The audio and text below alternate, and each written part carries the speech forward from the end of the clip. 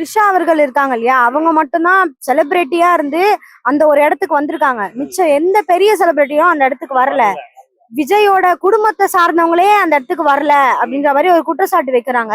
இது நல்லதுன்னு நினைக்கிறீங்களா அல்லது கெட்டதுன்னு நினைக்கிறீங்களா? த்ரிஷாவை அந்த இடத்துல உட்கார வச்சது எல்லாருக்கு மனசுக்குமே அது பொருந்தாத ஒண்ணுதான். அது தேவையில்லாத ஒண்ணுதான். நமக்கு அவரை பிடிச்சிருக்கு, இவருக்கு அந்த அம்மா பிடிச்சிருக்கு, அதெல்லாம் வந்திருக்காரு. அது அவங்க பர்சனல் லைஃப், அது உள்ள நம்ம போகக்கூடாது. எல்லாருக்கும் ஒரு அஃபெக்ஷன் எல்லாருக்கும் நார்மலா இருக்கும். அதை பத்தி வேணாங்க, அது நார்மலா. அவங்க ரொம்ப நாள் ஃபேமிலி ஃப்ரெண்டு அதனால இன்வைட் பண்ணியிருக்கலாம். அதை அவங்க ஒரு பெருமையாக நினைச்சிருக்கலாம் இன்வைட் பண்றது. அக்கா நான் அது எவ்வளவு அடிச்சாலும் அது வந்துட்டு தான்க்கா இருக்கு. நம்ம என்ன சொல்றதுன்னு தெரியல. அவங்க பசங்க உண்மையாவே விஜய் ஃபேன்ஸுக்கு கொஞ்சம் வருத்தமா தான் இருக்கு. எப்படிதான் இவங்க வராங்க, இவங்க சொன்னா புரிஞ்சுக்க மாட்டாங்களே அப்படின்ற மாதிரி.